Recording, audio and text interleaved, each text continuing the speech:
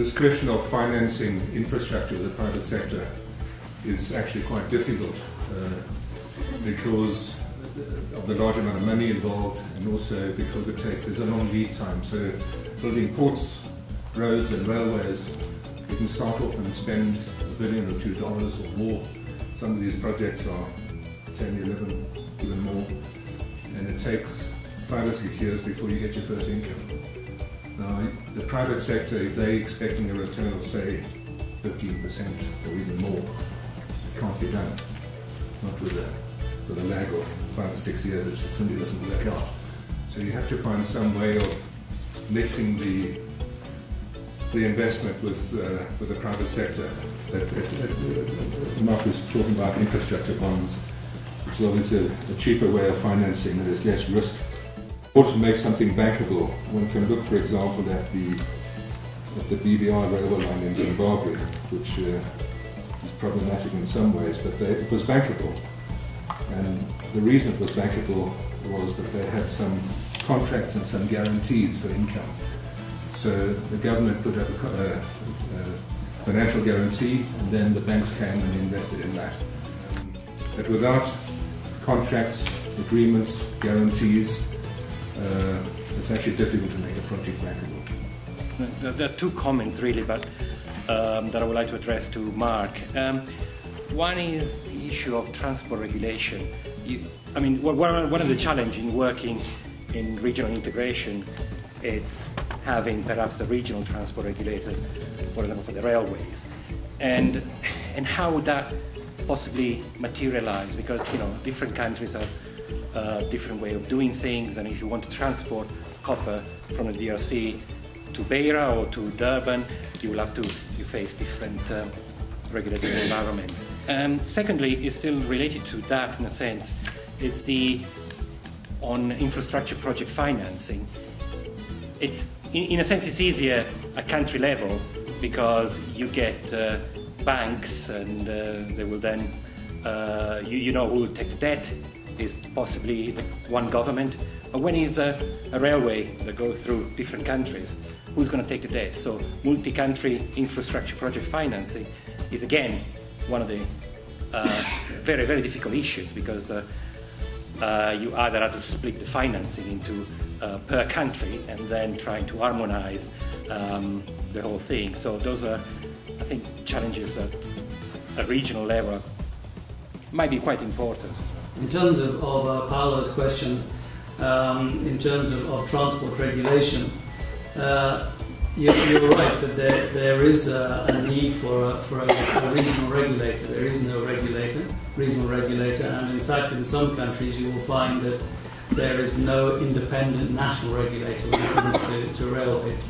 So it's quite a difficult situation to face if you don't have that regulator in place. If you're going to run a single cross-border network or a regional network, then what are the essential ingredients you need to have in place? And one is the issue of a regional regulator, but also to have a national regulator as well, because, for example, if you're running trains coming from Zambia on the South African network, you will find that the South Africans will usually not allow those trains to run on the network. Now, that some people will say that's because they don't want competition, but actually it's because the quality of the locomotives and the quality of the wagons are so poor that they'll probably break up at travelling at 60 or 70 kilometres an hour when they're used to travelling at 15 to 20 kilometres an hour.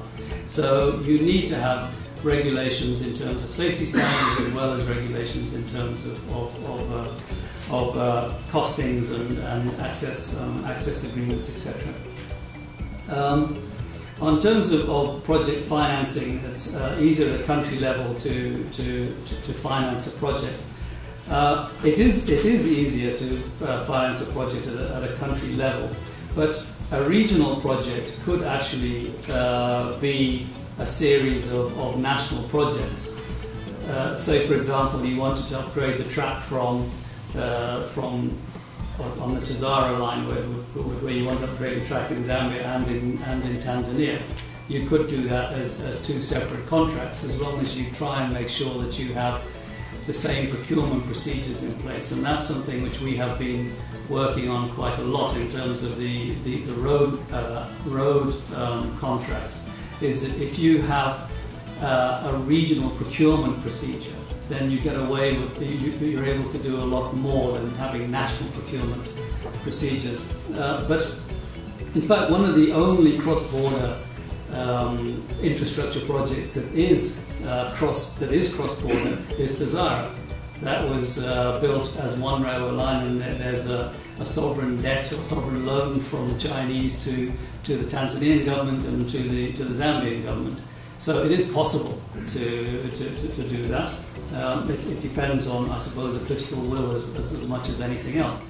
If you look at Kazungula Bridge, that's the same thing. It's a cross-border. Chiwa could say more, but I mean the bridge is going to be built with a loan to Zambia and a loan to Botswana to build one infrastructure. So it's certainly possible to do that, and there are ways of doing that, as long as you have one procurement procedure, which is the most important part, I would suggest.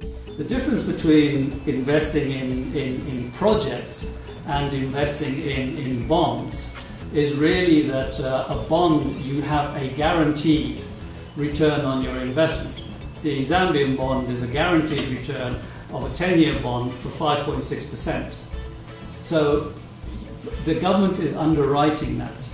There's no, if you're investing in a project, the government doesn't underwrite that unless you get a sovereign guarantee, which is a different thing as well. We really look forward to these upgrades, but we need transparency to say this is what it costs, these are the repayment terms, this is the traffic flow that's going over this bridge or whatever it is, therefore you need to pay so much. And then the transport industry is happy. Thank you. I'm Lorenzo Pinamonti, I'm a professor at the University of Pretoria. There is little integration between the transportation of commodities, of goods, and the transportation of people, or small traders. Again, like maybe the future would be in an integrated and multimodal system that allows for people to travel, as well as for goods to travel across borders. I'm wondering whether an integrated plan that takes into account full integration, not simply the movement of trade-related commodities, would be more interesting also in terms of financing. How can you plan a transport network when you don't know where the centres of population and the centres of industry are going to be? Is Africa going to be like Australia? Australia exports all of its commodities, and it does well doing that.